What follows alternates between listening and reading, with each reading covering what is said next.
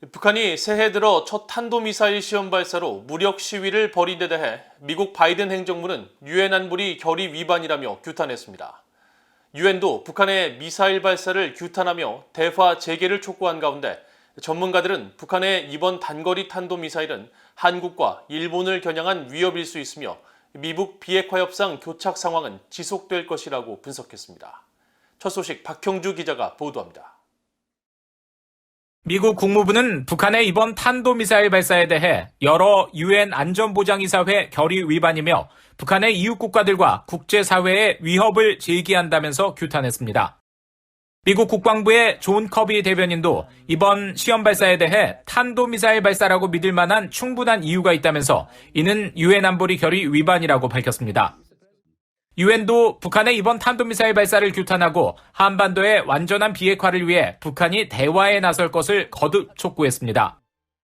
The Secretary General is, of course, aware of that, of the report of this launch.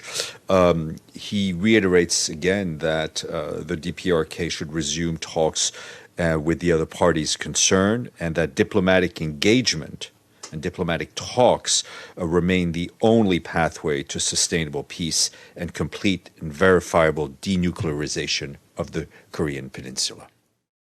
브루스 클링너 헤리티지 재단 선임 연구원은 북한의 이번 탄도미사일 시험 발사는 미국보다 한국과 일본에 더 위협적이라고 분석했습니다. The short-range systems are certainly of concern because they're violations of UN resolutions, and they are yet another continuation of the development of more weapon systems that can more efficiently target South Korea and/or Japan.